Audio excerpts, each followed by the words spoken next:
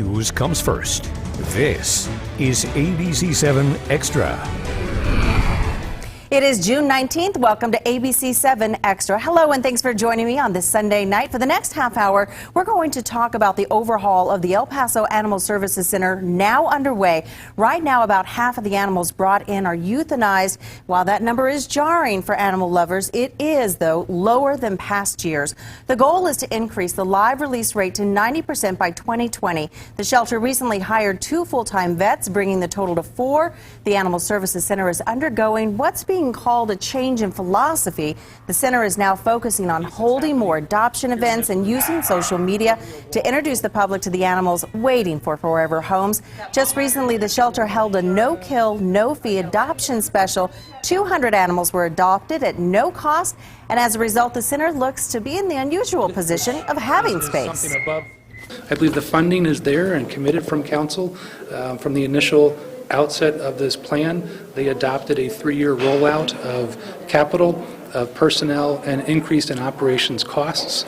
There are things that we did not think of in January, and I'll need to come back to council for those during our budget sessions to ask for those changes.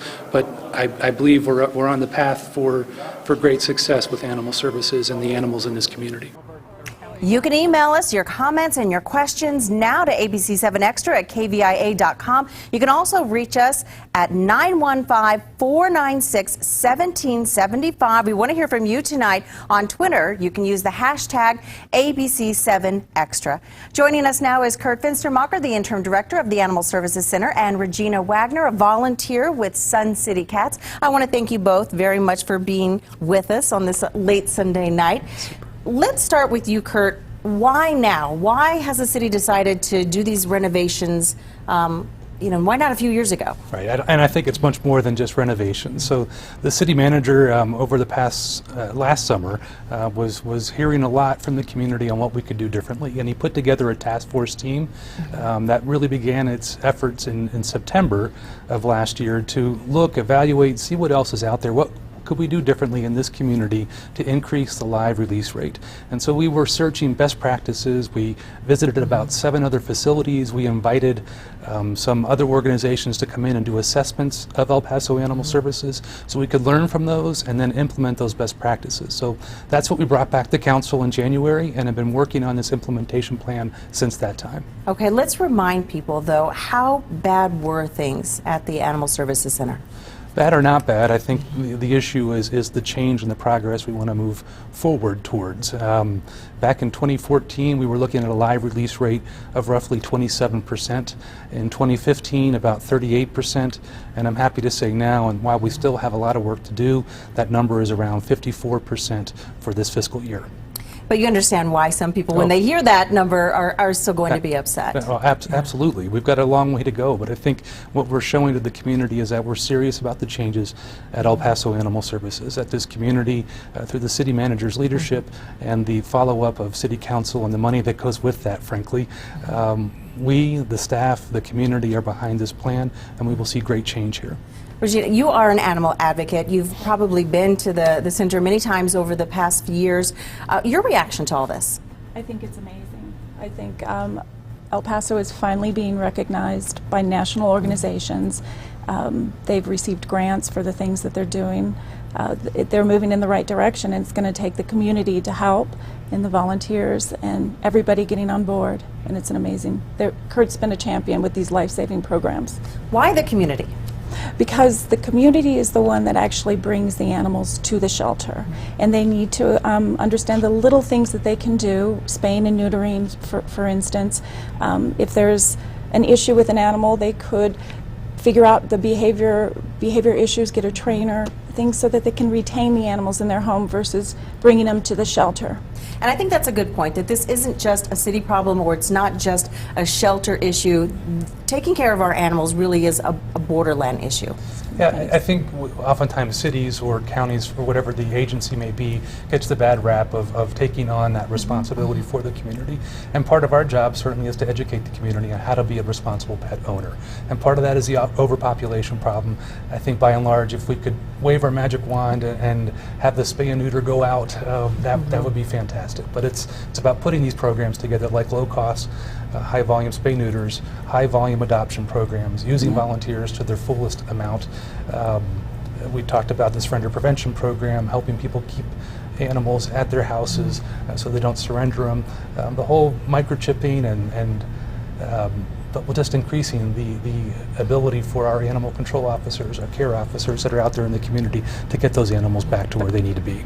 So I was recently at the center and I've seen what is happening there. It's very exciting. I want you to tell me about some of the particulars that you're excited about. Oh, I think some of the dynamics of looking at the facility has changed dramatically. We've added a completely new outside dog park, 2 areas where dogs are now being taken out. In fact, just this past weekend on Saturday, we had 30 dogs on a supervised play yard area out there doing what dogs do best, and that's having fun, playing, wrestling, jumping through pools of water, and we had several pools that were donated from folks. So those were filled up, and obviously a very, very hot day yesterday, but they were out there having a great time. So they get their time to socialize, and then they get put back into the kennels, and that's an opportunity when they're out for staff to clean, but it's a socialization piece that really changes behavior.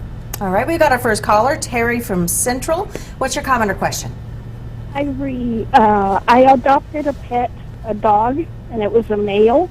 And when I adopted him, they told me that he was already neutered. I took him to my vet, and my vet told me that the problem was that the dog was not neutered. There was still a testicle there.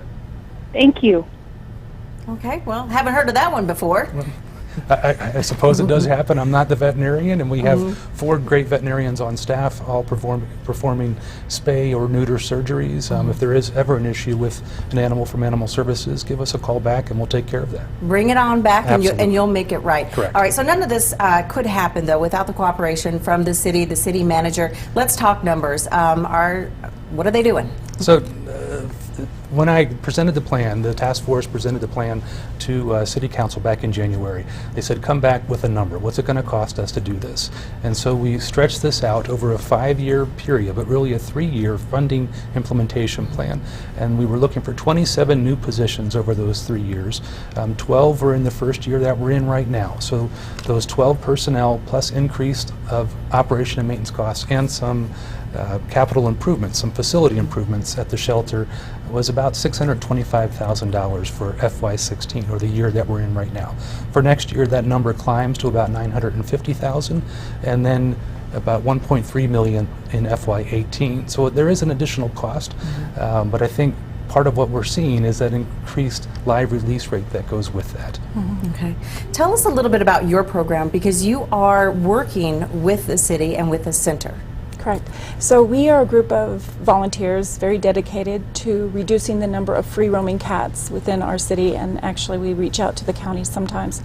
And we utilize the trap, neuter, return, TNR approach, which is where the free-roaming cats are humanely trapped. They are taken to a participating veterinarian. They are then sterilized. They will get their right ear clipped, and then they will get a rabies shot. Then they are returned to their original outdoor homes.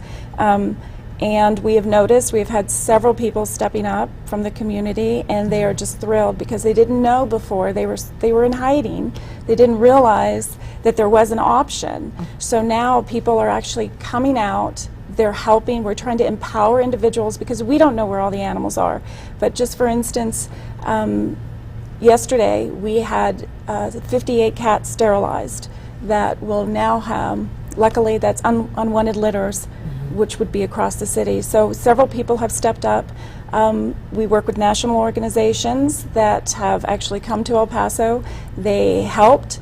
Other counties and other cities across the state have asked us, how in the world did El Paso get these national organizations to come here? So we are now looked upon as, how are we going to get to where El Paso and their animal services is doing? And the partnership is important because the center is no longer lending out the traps. Right. So back in March, when the ordinance was passed, we started not handing out traps on April 4th or 5th. That was the old MO, that if you had a cat problem, you came to Animal Services, you picked up a trap, you caught it, you brought it back to the shelter, and unfortunately, more than likely, it was euthanized. So changing that process and really doing something different here in this community, I think we all are trying to do something different, and what we've seen very successful in other communities is this TNR program, this community cat program, reduces the overall number of cats coming in because they're not reproducing. Exactly. It's the number one. To increase the live release rate, TNR is the main approach that is used across the nation to have that happen for the shelters. And it's the most humane and effective approach. And we can explain to people the reasons why, the vacuum effect and all of that, if they have any questions. And we do understand that some individuals just do not want cats in their yard. So we work with them, we offer advice, and we try to come up with suggestions in the neighborhood so everybody it's more of a community working together. And I think that's really the important piece. If the city can't solve a problem, we know we have some partners in the community that can. Regina and her group and the rest of the volunteers that are with Sun City use some deterrents in some really difficult areas, and those deterrents are used to keep cats out of somebody's backyard. But more than that, they survey the neighborhood and try to find out where that cat problem is coming from, so they can do a mass trapping event and then be part of the community cat program. Okay, so we're getting some calls right now, people wondering where is the Animal Services Center. It's sometimes hard to find. Sure it is. We are at 5001 Fred Wilson Avenue, directly across from the Fort Bliss National Cemetery, partnered right next door to the Humane Society of El Paso and Sun Metro Lift operation. So if you've ever been down that stretch and you're looking for dogs or cats, you can either come to our facility or right next door at the Humane Society. So a lot of changes happening at the center. I've seen some of them firsthand. Even you're going as far as to make sure the animals have some sort of bed, a blanket. You're reducing the noise for them. What else? So there's music, and I know there's some critics of gosh, what does music really do for the animals? But for a small grant, we got an MP3 player that plays shelter music, and it's very soothing music and really quiets the animals and makes them calmer while they're at the facility. You mentioned noise baffles, and we've added some of those into some of our kennels that are very loud, so it reduces the barking echoing. Again, trying to get that calmer environment. We want to reduce the stress as much as we can when the animals are in our environment. And you're working on the adoption center, making it more welcoming for people to come in and see the animals, get to know them, and see if they want to take them home? Yep, that change will happen later in the summer, probably July-ish. We're also adding some sanitation protocols to our Sallyport area, new wall, some new above-ground kennels that are coming in fact, later on this week. So we've got a lot of fun changes happening. Most importantly, and I think one that's been long overdue, is a shelter management software system that we're implementing. In fact, this Wednesday, the shelter will be closed on Wednesday as we implement this system, but we will be taking care of all the animals that are in the shelter on Tuesday, converting them into this new software, and we'll have a much more robust management system to help animals get out of the shelter. Okay, we have much more ahead talking to both of you. You are watching ABC-7 Extra. A warning, the video you are about to see is graphic. A man's home camera system recorded two pit bulls getting into his backyard and attacking his smaller dogs. That attack took several minutes and it ended with two dogs dead. When we come back, a proposed ordinance change aimed at El Paso's dangerous dogs and their owners. And remember, we want to hear from you tonight. If you would like to share your comments or questions for one of our guests, call and comment. That line is 915-496-1775. And if you're online right now, remember you can email us at ABC7Extra at KVIA.com. You can also tweet me at Guadian, ABC7. Use the hashtag ABC7Extra. We're back right after the break.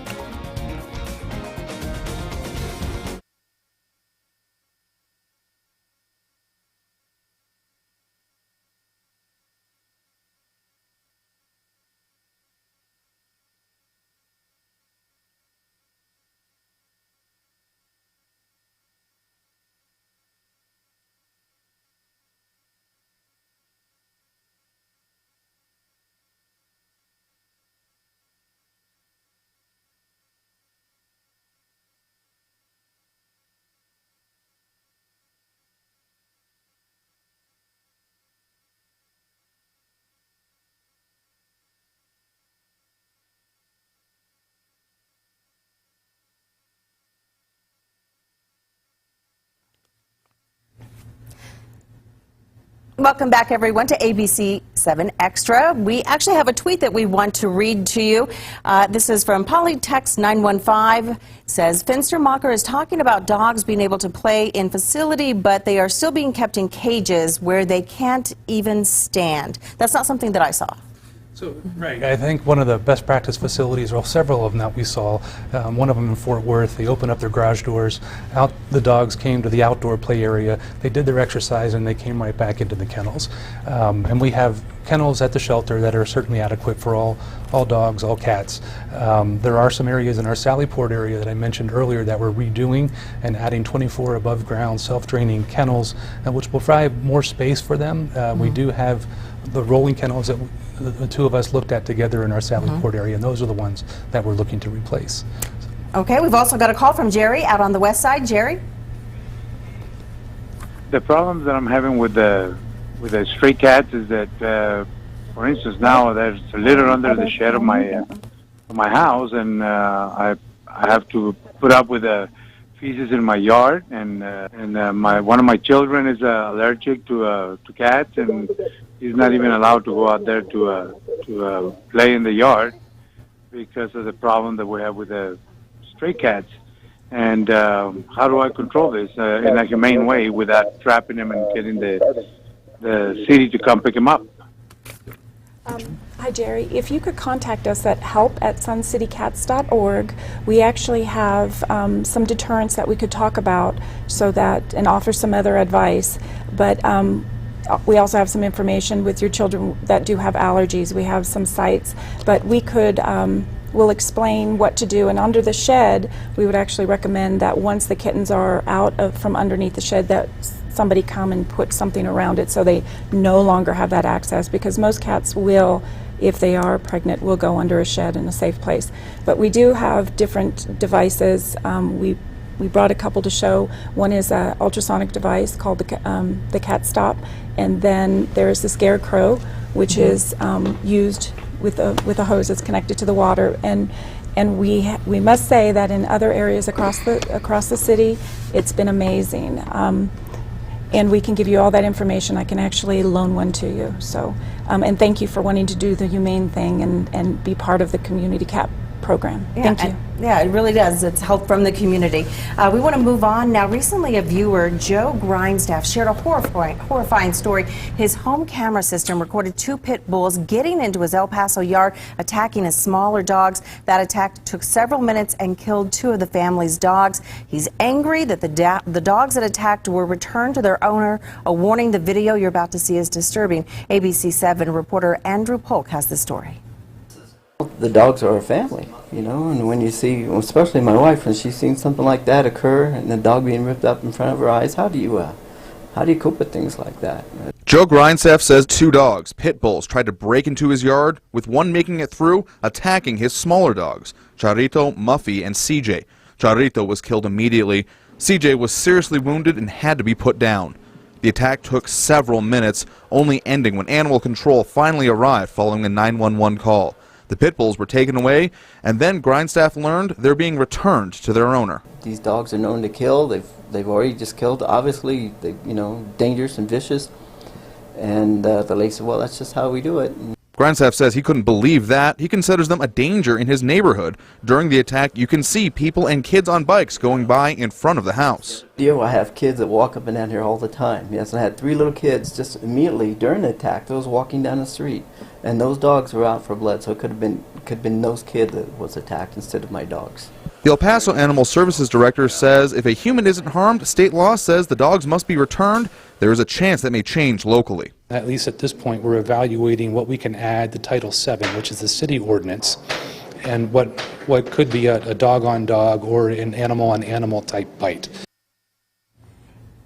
And as you just heard, El Paso City Council now considering an ordinance change. It would address dog-on-dog attacks when determining whether an animal is deemed dangerous. Kurt, what happened in this case? So in this case, we had a dog, obviously you saw the video, but two dogs that entered a property. And if a dog is outside of its premises and attacks another person or another dog, and the human that's with that dog feels like they're in danger or in threat, that dog the one doing the attacking could be considered a dangerous dog. And there's a whole process that goes with that. We get reports from the animal care officers.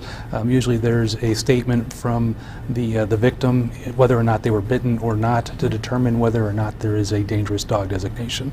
In this case, the dogs were deemed dangerous dogs, and what that means, they will have an opportunity, the owners of those dogs, to appeal that, but they'll likely need to get insurance for those animals. They'll need to make sure that they're in an enclosed, a very secure enclosure on their property. And there's some additional requirements as well as afforded by state law. So what we're also trying to do, and that on the animal versus animal kind of thing is very unclear at the local level. If you are clearly bitten as a human, or you feel like you're going to be in threat from that animal, then part of the state statute could apply. But we want to clear that up locally and add some provisions to Title VII where a dog versus dog or dog versus another animal violation occurs. And then we can consider that a dangerous dog. Okay, we got another call. Barbara in the Northeast. Barbara. This is Barbara from the Northeast, and it is the area that I live in has got an overpopulation of cats, and we were told to come in to get the trap, but I am disabled and can't do it. Thank you. Okay, can you address that? Again, if they contact us at help@suncitycats.org, one of the volunteers would be more than happy to go out and help with doing the trapping.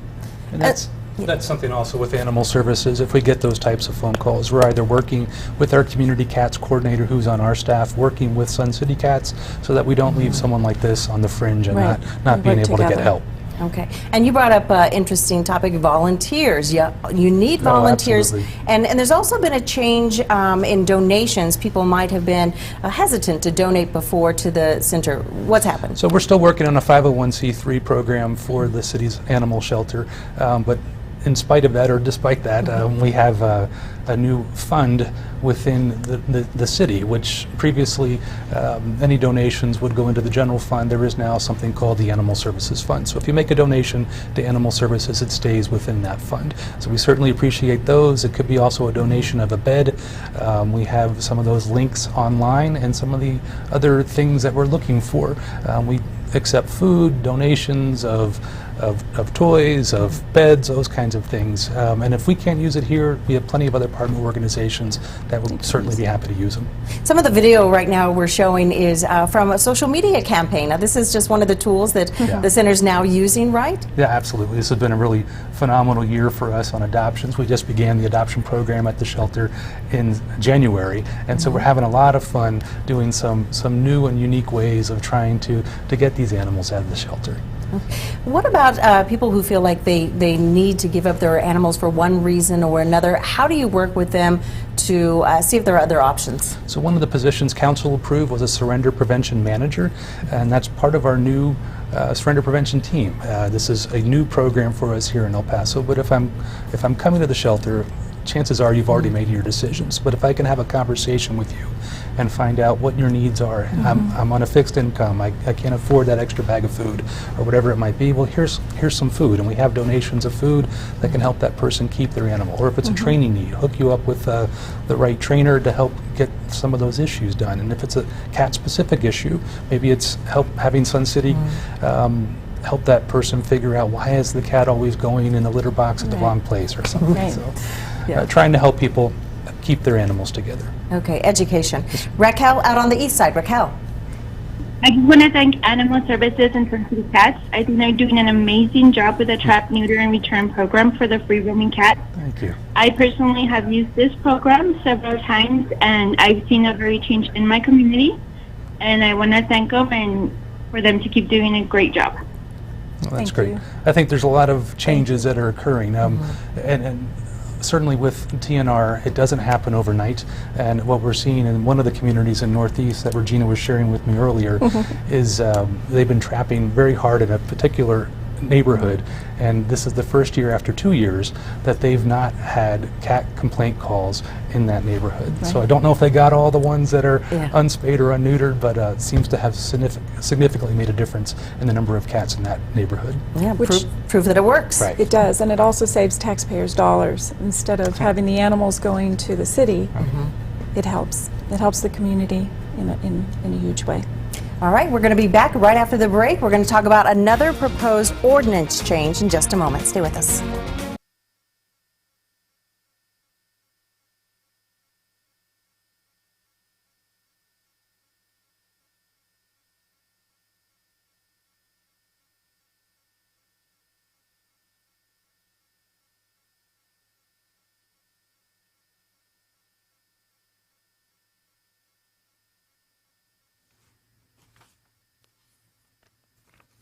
And welcome back. If you're just joining us, I am with Kurt Fenstermacher, the interim director of the Animal Services Center, and Regina Wagner, a volunteer with Sun City Cats. Now, we were just talking about another proposed ordinance change that could be happening here in the city of El Paso. You want to talk about that? Sure.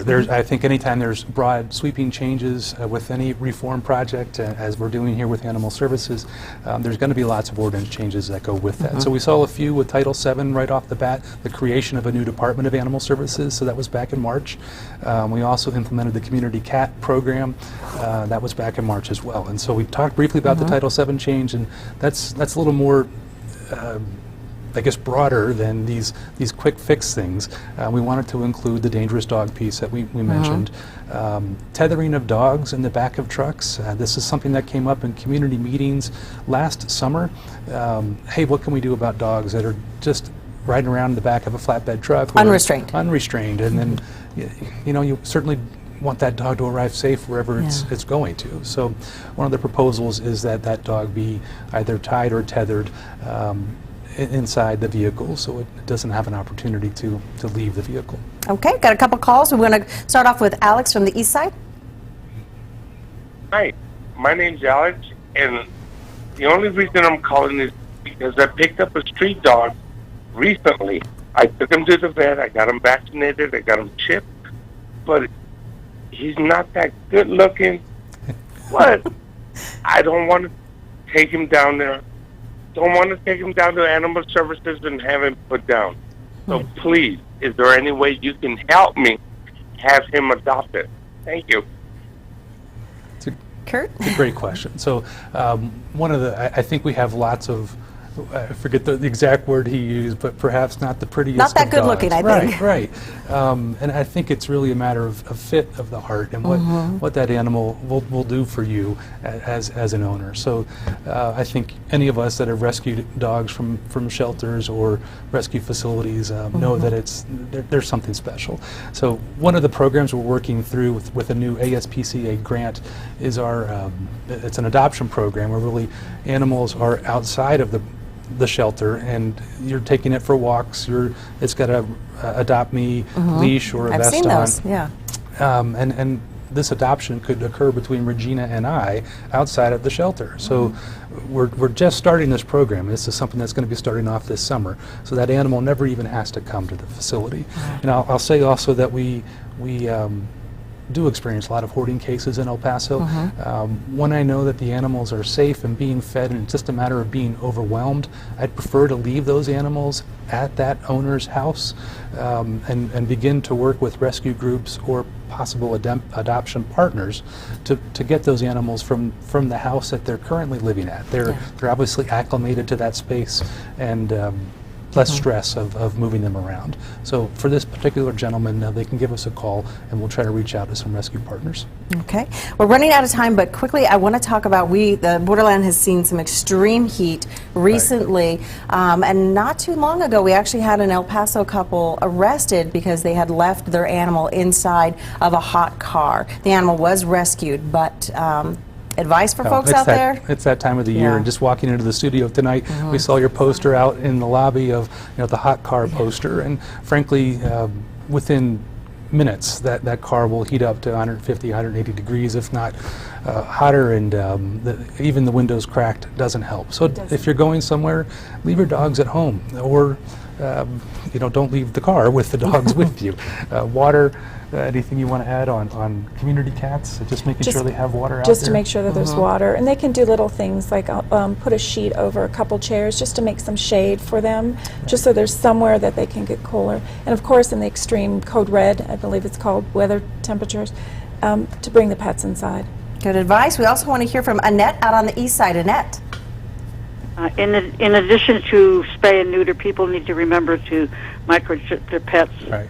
I started volunteering with Sun City Cats and took in a foster cat, and he was not microchipped.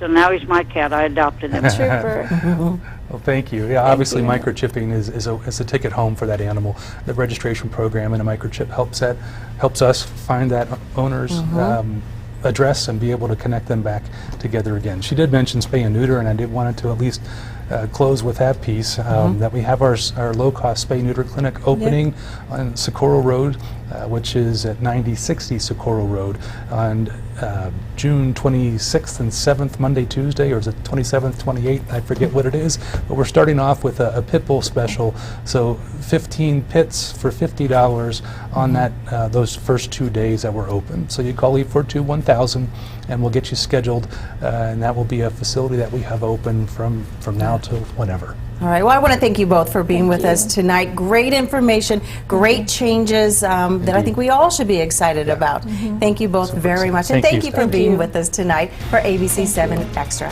Have a great night.